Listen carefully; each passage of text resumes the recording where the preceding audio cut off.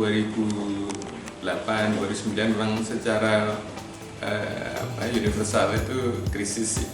Tapi kembali lagi kita ini lahir pada saat krisis, maka kembali lagi kita dihadapkan pada krisis, kita kembali pada jati diri koperasi dari, untuk, dan oleh anggota. Ini menjadi kekuatan kita. Jadi kalau kemudian kita gitu, kekuatan kita utama itu adalah di anggota. Jadi koperasi itu basisnya komunitas, yang sekarang kemudian banyak yang mengambil ya pola-pola komunitas atau membership. Sebenarnya ini adalah pola sistem atau kemudian pola yang luar biasa. Dan seperti apapun ketika membershipnya berjalan dari, untuk, dan oleh anggota ini jalan, insya Allah malah memberikan peluang, bukan ancaman. Dan pada saat 2008-2009 malah pertumbuhan kita menjadi tinggi gitu, sangat tinggi. Bahkan 2008, 2009 sampai 2010 itu tinggi sekali, rata-rata di atas 30% pertumbuhan aset simpanan. Karena pada saat bank dan mereka memberikan margin atau kemudian bagi imbal hasil yang kecil, kemudian kita ternyata masih layak dan mereka pandang cukup, maka kemudian mereka mengalihkan simpangan-simpangan ke kita. Ini yang tahun 2000 ketika krisis, karena memang kembali lagi kita diuji saat berdirinya krisis, kemudian saat itu juga krisis, maka ini adalah tantangan kedua. Nah, ini tahun 2009 gitu. Dan pada saat yang sama dan 2009 ini malah kita juga membuat kantor dan kantor cabang gitu. Ini kita buat di Mangkang sana, agak jauh memang relatif gitu. Tapi ini bagian strategi kita untuk ekonomi syariah juga harus besar, walaupun badan hukumnya adalah koperasi. Ini setiap krisis kita mungkin ambil aja menjadi peluang. Jadi setiap ada ancaman berarti di situ ada peluang.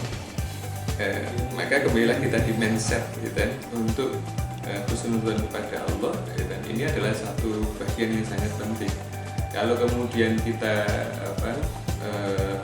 tidak ada semangat ini gitu, maka bisa jadi kita ngelukro gitu, ini tantangannya seperti ini, tantangannya seperti ini. Maka ketika kita sudah perbaikilah kembali lagi, manajemennya kita perbaiki, kemudian ruhiyah kita juga kita lakukan gitu, pembinaan ruhiyah kepada karyawan gitu, kepada anggota gitu.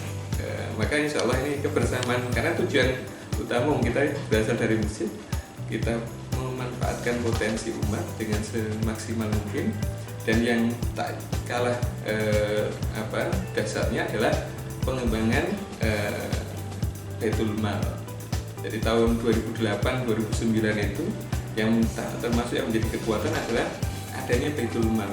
Baitul Mal ini adalah karena namanya BMT, Baitul Mal wa Tamwil. Jadi Baitul Mal itu mengelola dana-dana sosial, dana-dana zakat, infak, sedekah. Kemudian kalau Tamwil adalah mengelola dana-dana komersial, tabungan, simpanan gitu. Ya. Mal ini 2008-2009 kita jadikan tambahan kekuatan untuk membangun kepada masyarakat bahwasanya keberadaan BMT mampu memberikan manfaat yang besar kepada masyarakat, yaitu memberikan pemberdayaan, memberikan bantuan secara langsung ya, charity dalam bentuk sembako dan sebagainya, sehingga ini masyarakat ternyata beda ya gitu. Kalau saya nabung di bank atau nabung di lembaga keuangan umum, nggak ada manfaatnya untuk lingkungan. Nah ini yang kemudian termasuk menggugah dan meningkatkan animo masyarakat untuk menjadi anggota di BMT Gatam. Diri itu 23 orang. Sekarang di tahun 2020 kita anggota yang gabung itu sekitar 9.800-an. Jadi ini sesuatu yang patut kita syukuri pada saat pandemi. Bahkan pada saat pandemi itu banyak sekali yang ikut gitu, dan yang gabung menjadi anggota. Ini ya berkah ya, dan dari 9.000-an ini ya kita kelola ya dengan asumsi 9.000-an anggota ini. Sebetulnya kita mengharapkan tidak banyak, hanya 2% saja yang aktif gitu, ikut mengembangkan, ikut menularkan, ketok tular juga sudah, karena dari 9.000 misalkan kali 2% sudah 180 orang gitu. Itu yang kita berharap mereka bisa ikut memasarkan, ikut membesarkan dan ketok tularkan ya BMT. Nggak ada namanya program member empowering, jadi pemberdayaan anggota. Di anggota ini kita kasih pembekalan tentang koperasi, kemudian zamannya sekarang ini adalah zaman sharing.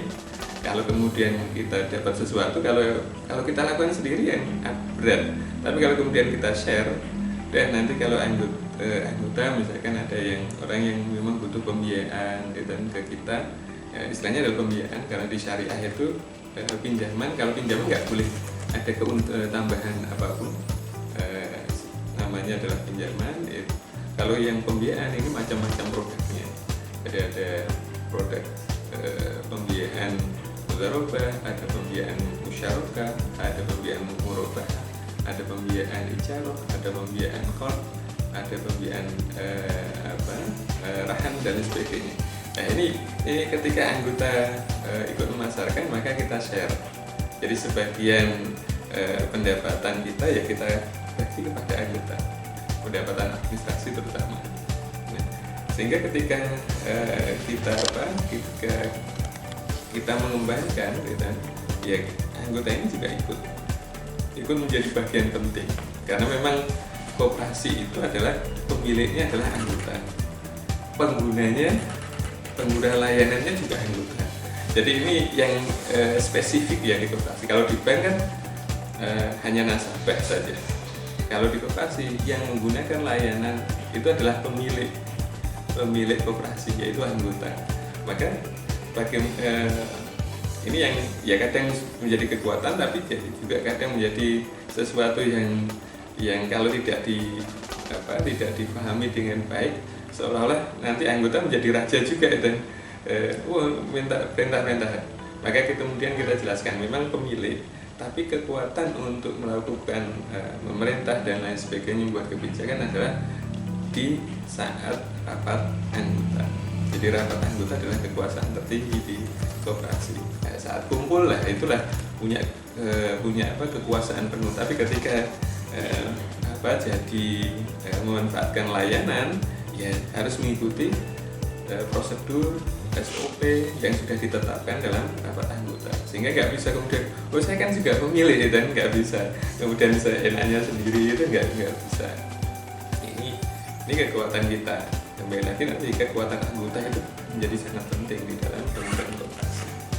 Tahun 2020 per Desember itu kita mengelolakan lebih dari 60 miliar.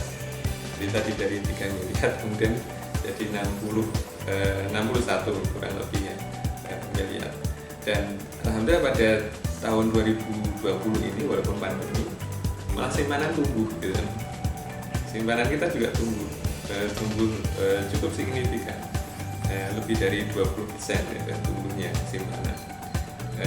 Padahal perkiraan kita ketika awal pandemi sekitar bulan Maret April itu, Mei itu puncak-puncaknya, wah ini pasti terjadi pengambilan besar-besaran, karena orang pasti akan butuh dana dan sebagainya.